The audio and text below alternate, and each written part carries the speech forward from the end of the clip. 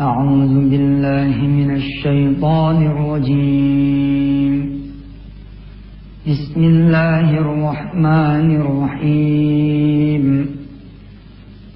زين للناس حب الشهوات من النساء والبنين والقناطير المقنطرة من الذهب والفضة والخيل المسومة والأنعام والحرث ذلك متاع الحياة الدنيا والله عنده حسن المآب قل أنبئكم بخير من ذلكم للذين اتقوا عند ربهم جنات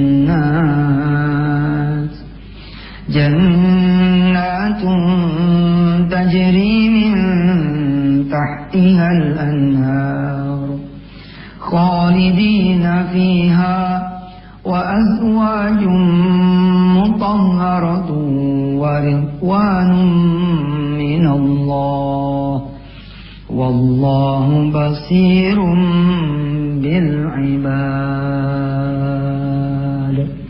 صدق الله العظيم.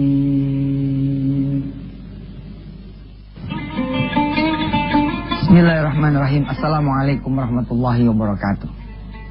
Saya senang sekali mengajar semua bisa jadi pengusaha karena seperti ngasih kuliah ya, ekonomi dan bisnis. Saya dari dulu pengen ngajar, pengen jadi dosen. Aduh, pemirsa, ya kita baca bismillah yuk. Bismillahirrahmanirrahim. Saya berharap saudara sudah ngejejak doa. Saudara sudah ngejejak riyadhah, saudara sudah ngejejak munajat. Kemarin kita belajar Asmaul Husna, saudara udah ngejejak juga Asmaul Husna. Kalau saudara mulai dari kemarin lusa Asmaul Husna, berarti sekarang sudah masuk kepada Asmaul Husna yang keberapa tuh? Kalau kita boleh hitung, ya, Ar-Rahman, Ar-Rahim, Al-Malik, Al-Malik, ya, dialah yang punya kekuasaan. Baik, kita Bismillah, kita lanjutin, kita punya kajian. Ini pemirsa udah saya tulisin lagi yang baru. 8 prinsip dasar pengusaha. Ini saya ekstrak dari surah Ali Imran. Dari surah Ali Imran ayat 16 dan 17. Tentu saja secara ayat ini universal pemirsa ya, tidak bercerita tentang bagaimana seorang menjadi pengusaha. Cuman saya memakai logika ya tafsir untuk menjelaskan bahwa 8 prinsip dasar menjadi pengusaha ini saya ambil dari surah Ali Imran ayat 16-17. Nah, pemirsa yang belum mengikuti kajian ini dari awal tentu akan berpikir keras, akan bertanya-tanya, kenapa kok ini dijadikan dasar filosofi dari Ustaz Yusuf Mansur memakaikan 8 prinsip dasar pengusaha. Jadi dari ayat sebelumnya, dari Zuyyina linnasi. Ini kira-kira berarti ayat berapa? 15, 14. Ini ayat 14 nih. Allah menawarkan kepada manusia ya, ada duniaku loh. Aku punya dunia, aku punya kesenangan dunia. Punya kesenangan kehidupan yang kalau kalian mau, aku sediakan. Dan udah fitrahnya. Manusia itu senang sama itu. Sama rumah, mobil, apartemen, deposito, dan semuanya. Ini properti dunia ini disebut oleh Allah. Allah kasih tahu, ada yang lebih baik daripada dunia yang aku punya. Yang kalian tetap boleh merengkuhnya, mencarinya, memilikinya, menikmatinya. Yang ini apa? Akhirat. Dan sekaligus Allah memberi statement lewat surah Ali Imran ayat 14 dan 15. Dunia ini bisa didapat tanpa meninggalkan akhirat. Akhirat bisa kita dapat tanpa juga kehilangan dunia. Nah, langkah-langkahnya Allah beri. Siapa sih orang yang memiliki dunia dan dia juga memiliki akhirat? Langkah-langkahnya ada di 16 dan 17. Secara sistem agama yang sempurna adanya di 18. Di surah Ali Imran ayat 18 Allah kemudian mengatakan seperti apa? Mari kita lihat. Ayat 18 ya pemirsa, tolong dilihat. 18-19 ya.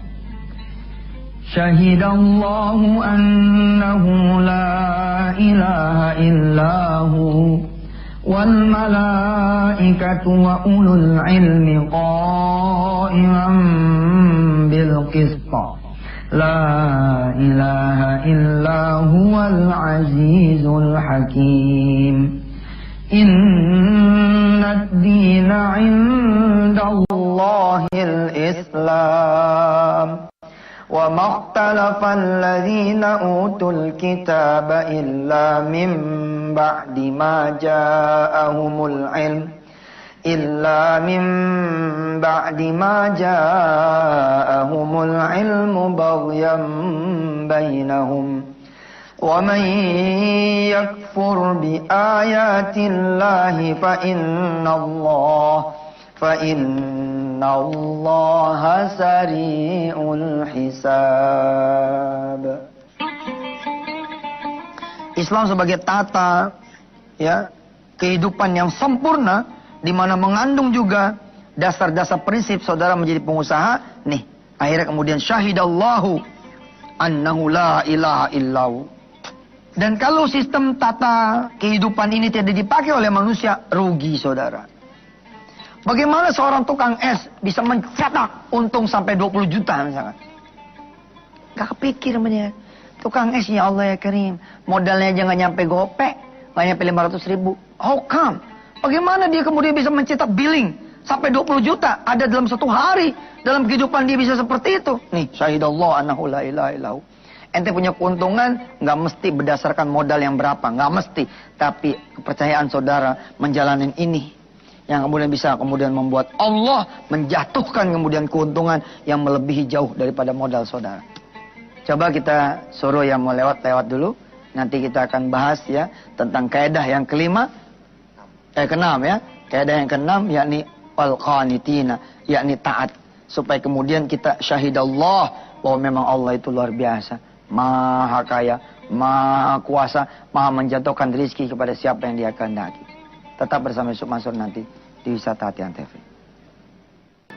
Bismillahirrahmanirrahim. Kita lanjutin pemirsa di kaidah yang paling saya senang di antaranya adalah yang keenam nih, al-qanitina. Ya.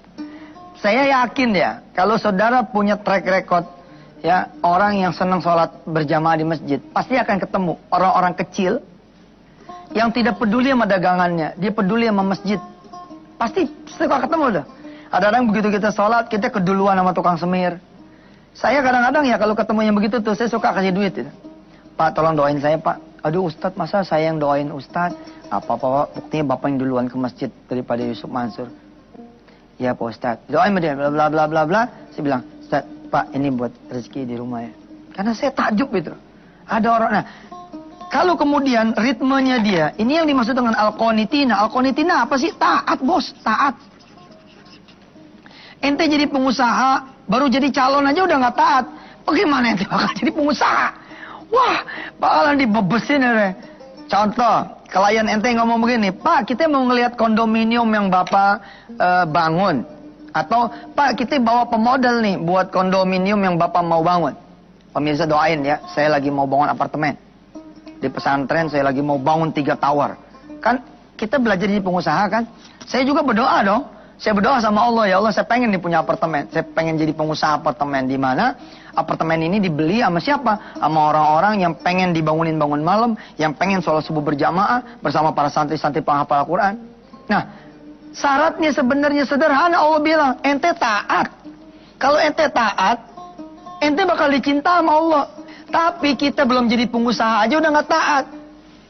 Nih, pemodal Pak, kita lagi bawa pemodal. Bapak bisa nggak jam 12 kita janjian? Ada apa dengan jam 12 bos? Jam 12 ada sholat zuhur.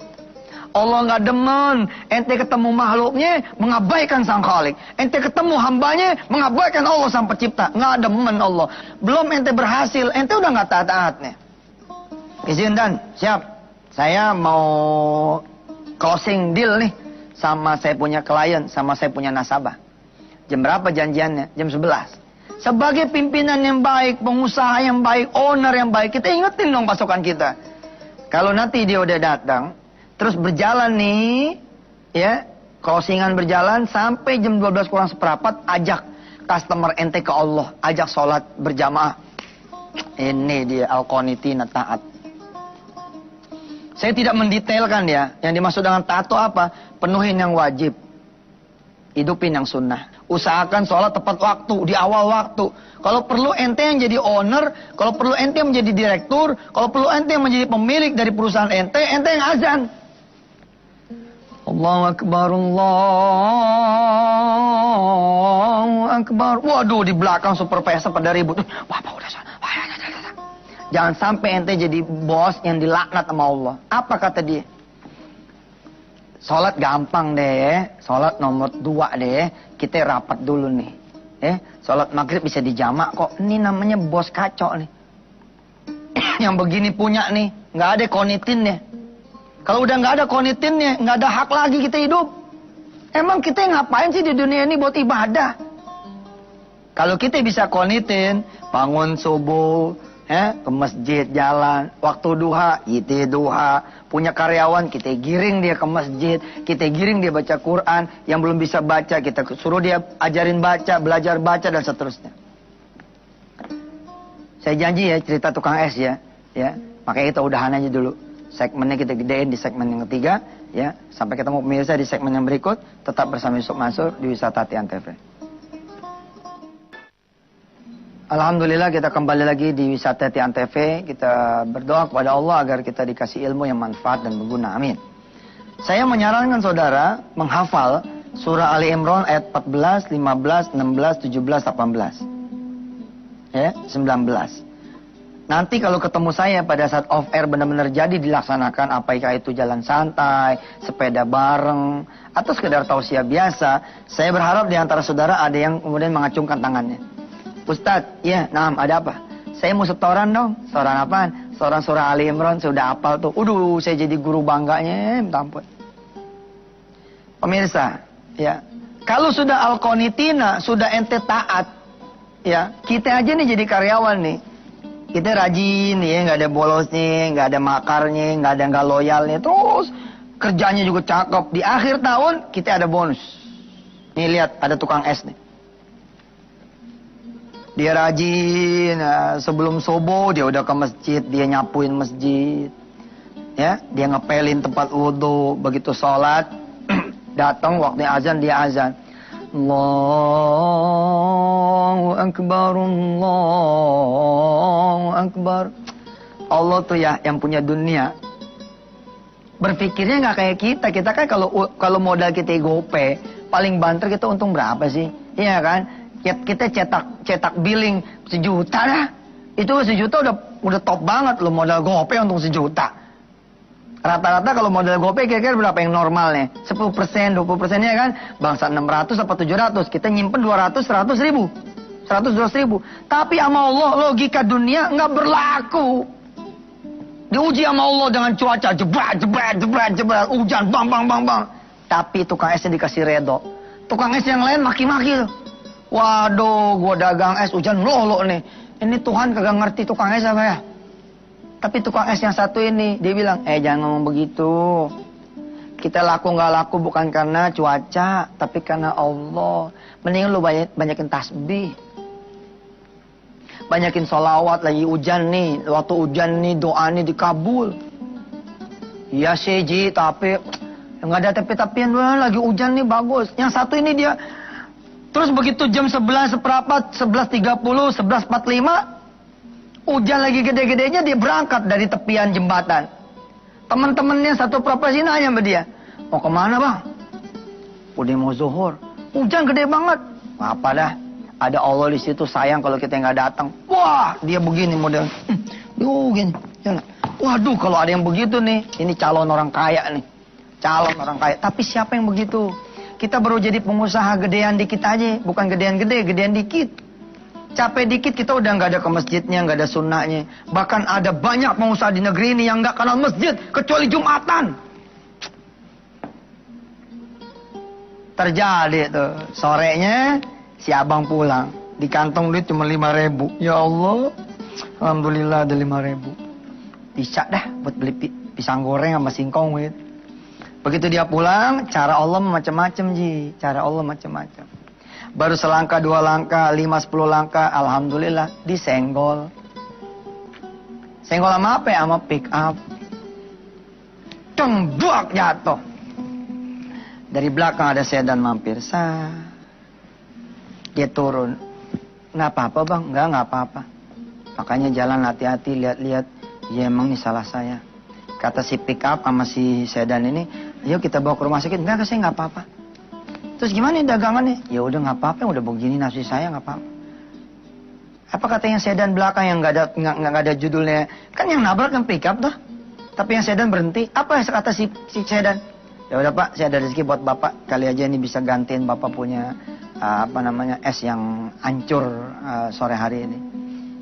Yang pick up bilang, nggak usah Pak, biar tanggung jawab saya. Enggak, ini rezeki saya kok. Dia balik ke mobil sedannya, dia ambil dia tuh. Dia ambil 2 ikat. 2 ikat tahu nggak lo? 2 ikat tuh 20 juta. Apa dia bilang? Pak, ini ada rezeki buat Bapak ya. Kita udah belajar kan konsep malaikat kan. Belum tentu pick up yang nabrak ini isinya orang. Belum tentu sedan yang ngiringin juga ini orang. Ini Allah aja udah pengen ngejatuhin. Syahidallahu annahu la ilaha illahu wal malaikatu wa ulul ilmi qa'iman bil qisti. La ilaha illahu wal azizul hakim. Subhanallah.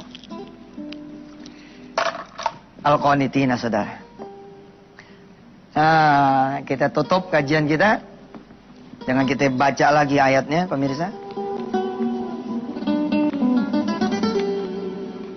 Surah ya Ali Imran ayat 14, 15 sampai 19.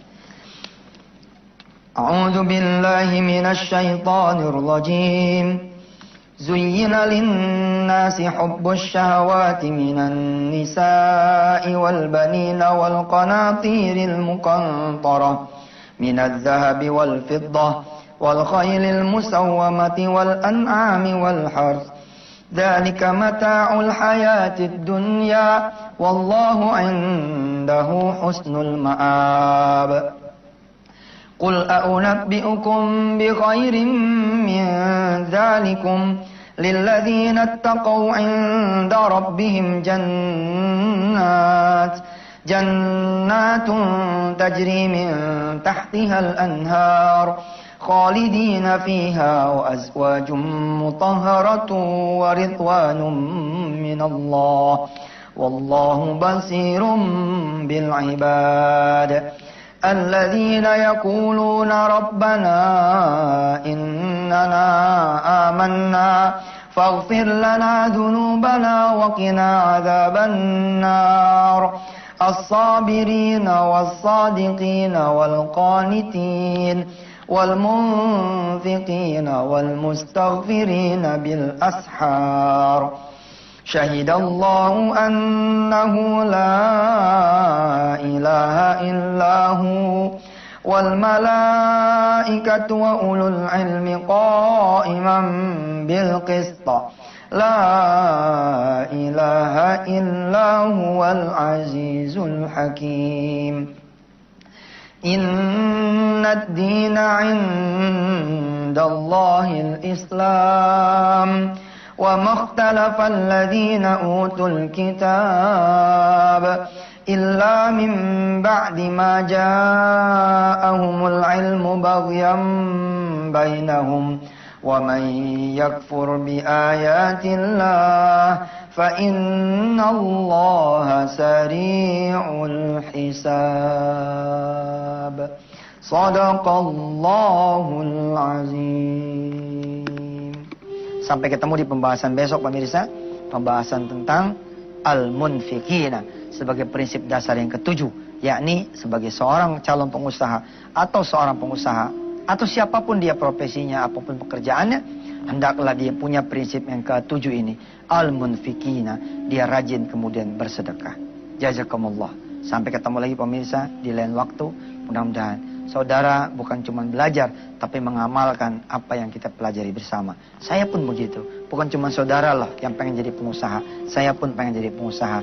Tentu saja yang saleh, lagi memiliki amal soleh yang banyak, beriman, bertakwa, dan punya anak keturunan yang soleh-soleha, yang bisa membawa pasukan di belakang, kanan dan kiri, juga ke Allah Subhanahu wa Ta'ala, punya agama dan ibadah. Amin ya Allah ya Rabbal Alamin. Saya Yusuf Mansur, sampai ketemu lagi. Wassalamualaikum warahmatullahi wabarakatuh.